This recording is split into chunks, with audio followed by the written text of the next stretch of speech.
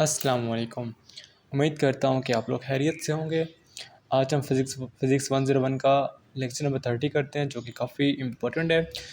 बेशक ये एमसीक्यूज़ के लिए इम्पोर्टेंट ना हो, लेकिन आपके डेली लाइफ में ये बहुत इंपॉर्टेंट है, ठीक है? ख़ासकर जब आप प्रोग्रामर बनते हो तो आप सिग्नल्स को स्टडी करते हो, और सिग्नल्स में क्या होती हैं, हमारे पास इलेक्ट्रोमैग्नेटिक वेव्स होती हैं।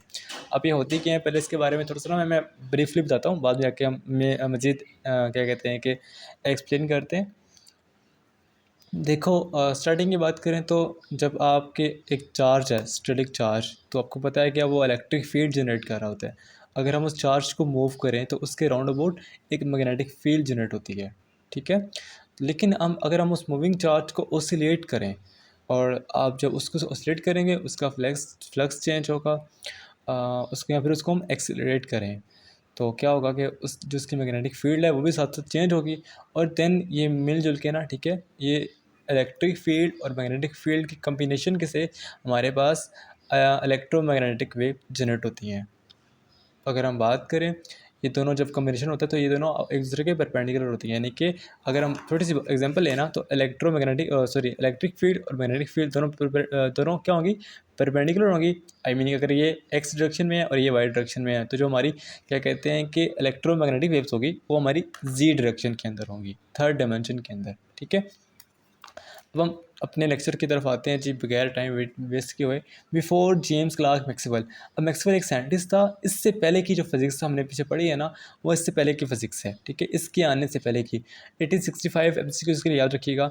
अब क्या था कि हमने गाउस लॉ पढ़ा इलेक्ट्रिसिटी के लिए, तो वो क्या था हमारे पास कि ई ए, जिसे हम कहते हैं G Q over epsilon not, वो क्या होता है हमारे पास एक क्लोज्ड इन सर्विस में अमल में होता है। अगर वो सर्विस हमारा क्लोज नहीं है तो वो अमल में नहीं होगा, वो गलत होगा, ठीक है।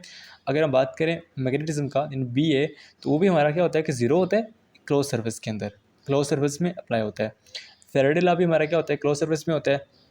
क्या कहते हैं कि वो जो होता है हमारे पास del sorry magnetic flux over time, ये पीछे हम पढ़ के आ चुके हैं, ठीक है, फेरेडेज लॉ। आगे आता है जी हमारे पास एम्पेयर्स लॉ।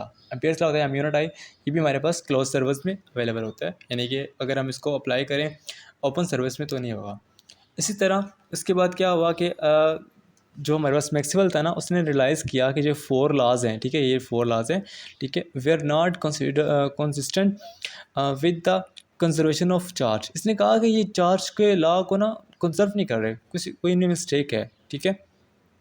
इसने आर्ग्यूड किया, यानी कि इसने बताया या कोई पूछा उनसे कि if you tech space between two capacitor, अगर आप दो कैपेसिटर लेते हो और उन दोनों में एक स्पेस जनरेट करते हो, ठीक है, and different surface, then apply Ampere law, और उनको एक डिफरेंट सर्विस पे रखते हो और अपना अम्पेयर लॉ अप्लाई करते हो। याद रखना कि इसने अपने एक्सपेरिमेंट में अम्पेयर लॉ की बात की थी, एमसीक्यूज़ में आता है। तो गिव एन इनकॉन्सिस्टेंसी, तो हमारे पास इनकॉन्सिस्टेंसी मिलती है। अब ये होती क्या है इनकॉन्सिस्टेंसी, यानी कि हमारे पास जो रिजल्ट है वो एक्यूरेट नहीं मिल रहे, ठीक है। तो because charge can not flow in the gap between plates, charge plates में अगर दरमियान गैप हो तो फ्लो नहीं करता। आपके पास यहाँ पे एक्सपेरिमेंट है, ठीक है, एक्सपेरिमेंट में दिखाता हूँ मैं इधर उधर, क्योंकि ना मैं इस तरह की बना नहीं सकता, मेरे पास टाइम नहीं था। अब वो देखो, अगर हम बात करें तो हमारे पास तीन थे, 1 2 3 एंड 4, किधर गया यार, sorry sorry sorry sorry sorry sorry, हाँ। तो अब देखो 3 और 4 के दरमियान गैप है, तो चार्ज जो होगा इन तीनों के दरमियान अलग होगा और इन दोनों के दरमियान डिफरेंट होगा। इस तरह चार्ज है हमारे पास, वो गैप में अच्छी तरह से फ्लो नहीं करता, ठीक है। तो इस तरह हमने देखा कि जो चार्ज है वो गैप में फ़्लो नहीं करता। तो यानी कि चार्ज की कंजर्वेशन जो है वो इसने गलत साबित कर दिया कि मैक्सवेल ने। उसके बाद मैक्सवेल की 4 हमारे पास इक्वेशन है, ये इक्वेशन लाजमी याद कीजिएगा। इन इक्वेशन के ऊपर हमारी पूरी अर्थ का ना जो इलेक्ट्रोमैग्नेटिक वेव्स की जो एप्लीकेशन है वो काम आ रही है, वो रद्दमल में आ रही है, ठीक है।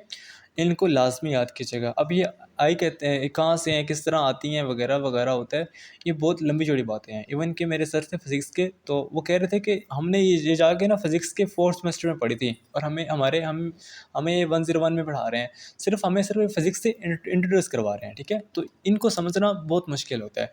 इस तरह आपके लेक्चर में, आपके एंड्रॉइड्स में एज इट इज़ दी हैं, तो हम इनको एज इट इज़ ही याद करेंगे, ठीक है, कोई मुश्किल नहीं है। उसके बाद एक आती है हमारे पास लॉरेंस फोर्स, जो कि अब हम पढ़ चुके हैं कि इलेक्ट्रिक फील्ड और मैग्नेटिक फील्ड की कंबाइंड फोर्स अगर हो तो उसे हम लॉरेंस फोर्स कहते हैं। अगेन मैंने रिवाइज करवा दिया, ठीक है।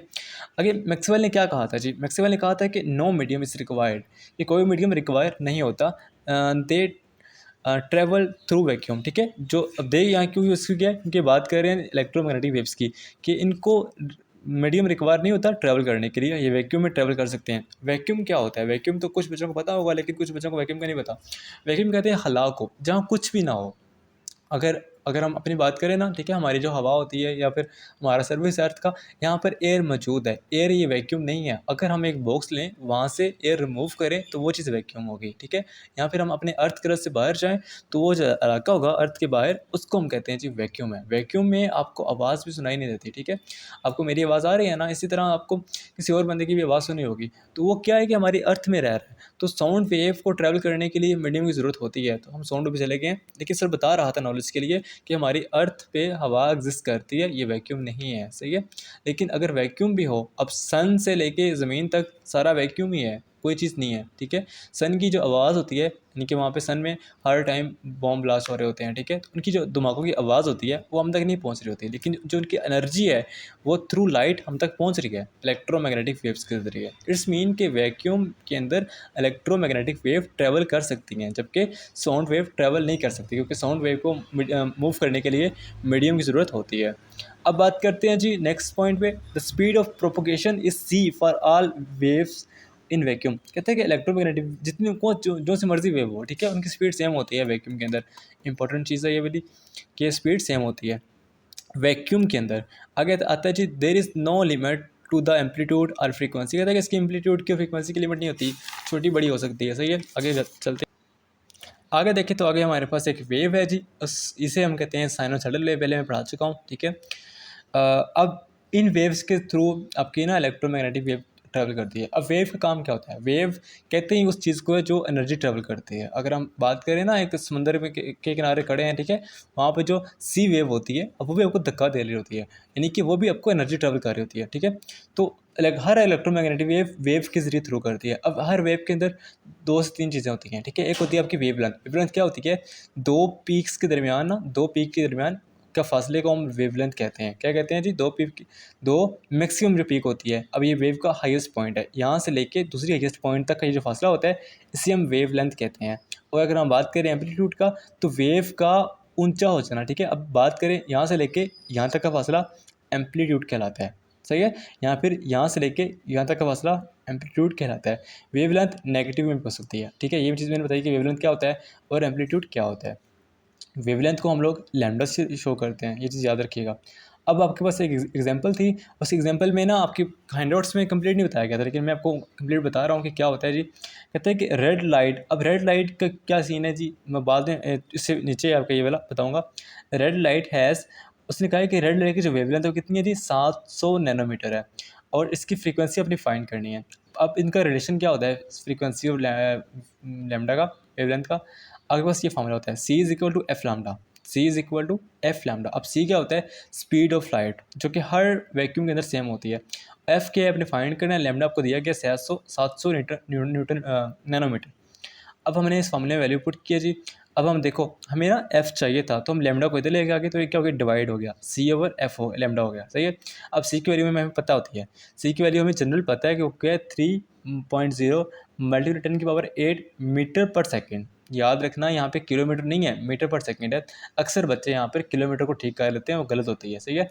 और लैम्डा का यहाँ लिखा हुआ है, अब 7 मल्टीप्लाई 10⁻⁷ मीटर। अब ये चीज़ कहाँ से आई, ये चीज़ ये है, ठीक है। अब देखो ना, मैं समझाता हूँ। अब जो होता है 1 नैनो, वो कितना होता है, 10⁻⁹ सही है।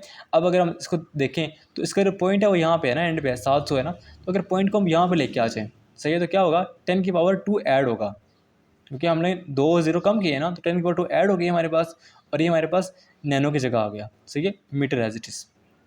क्लियर ना। अब देखो बेसिस सेम है ना, पावर ऐड होगी। अगर हम 10 की पावर्स को ऐड करें तो हमारे पास आंसर आता है 10⁻⁷ मीटर। तो हम इसकी जगह हम ये लिख सकते हैं 10 की पावर 7 मल्टीप्लाई 10⁻⁷ मीटर। क्लियर। तो हमने वैल्यूज पुट की तो हमारे पास ये आंसर आ गया। और फ्रीक्वेंसी का यूनिट क्या होता है, हर्ट्ज होता है, या फिर आप एच जी भी लिख सकते हैं, वहाँ पे एच जी भी आ सकता है। याद रखिएगा कि फ्रीक्वेंसी का यूनिट हर्ट्ज होता है, ये इंपॉर्टेंट चीज़ है यहाँ की। अब बात करते हैं जी electromagnetic waves inside micro oven. ठीक है, कहते हैं कि माइक्रो ओवन के अंदर ना जिसकी इलेक्ट्रोमैग्नेटिक वेव की वेवलेंथ होती है वो कितनी होती है, 6 सेंटीमीटर होती है। एक माइक्रोवेव ओवन है जो हर किसी घर में होगा, तो इन उसके अंदर जो होती है इलेक्ट्रोमैग्नेटिक वेव की वेवलेंथ वो कितनी होती है, 6 सेंटीमीटर होती है। ये इंपॉर्टेंट आ सकता है। उसके अलावा रेडियो वेव क्या होती हैं, फ्यू मीटर लॉन्ग होती हैं। अब बात करते हैं जी इसके स्पेक्ट्रम की। सिर्फ 1 मिनट, मैं इसको एडजस्ट कर लूँ। ठीक है, अब इसके स्पेक्ट्रम की बात करते हैं जी।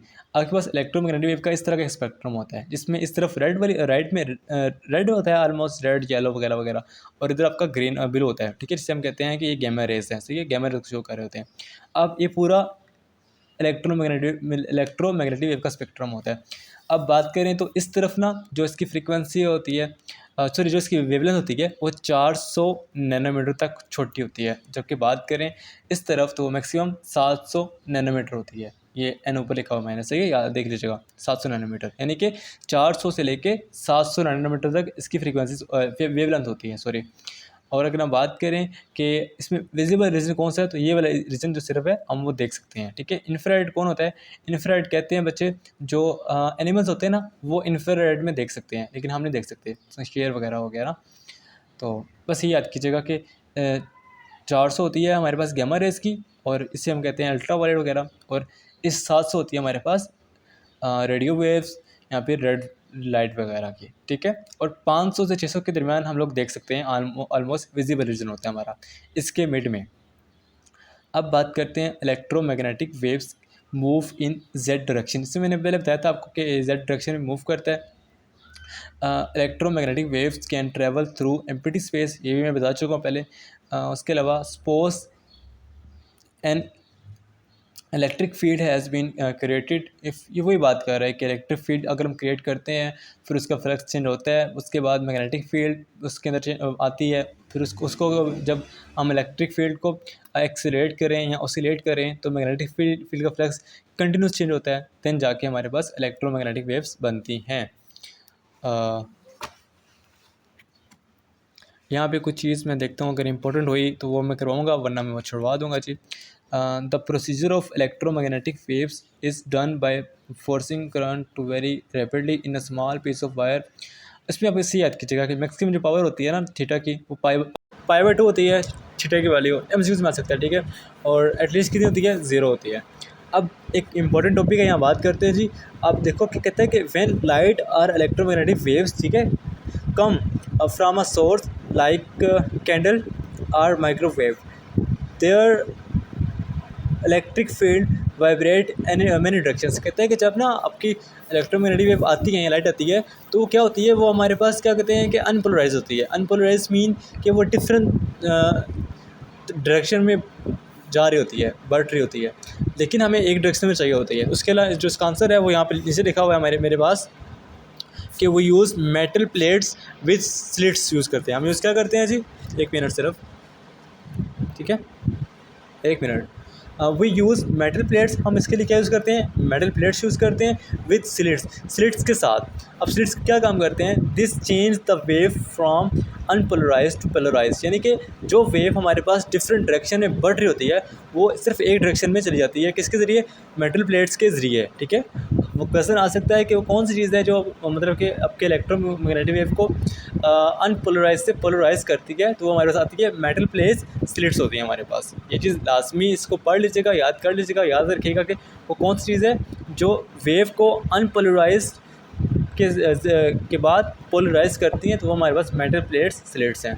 अच्छा, ये कुछ इंपॉर्टेंट चीज़ टॉपिक्स हैं जो आपकी बुक के अंदर नहीं है, ना ही है आपके हैंडआउट्स में, सिर्फ इसको देख लीजिएगा कि है क्या ये। ठीक है, आपकी जो लाइट होती है ना, ठीक है, अगर हम light of speed of light से मूव करें तो आप अंदाज़ा लगाएं कि हम 1 सेकंड में, अगर हम स्पीड ऑफ लाइट से मूव करें तो हम 1 सेकंड में अर्थ के 8 चक्कर लगा लेंगे। ठीक है, आगे जी कि इलेक्ट्रोमैग्नेटिक फॉर्म ऑफ एनर्जी, ये एक एनर्जी की फॉर्म होती है that create combination of electric and magnetic field, जो कि किससे बनती है जी, हमारे पास इलेक्ट्रिक एंड मैग्नेटिक फील्ड के कॉम्बिनेशन से बनती है। तो इतना ही है जी, आगे इस टॉपिक की तरह तो बोरिंग सही है, आपको ज़रा मज़े का लगे नहीं लगेगा, हमारी वीडियो काफ़ी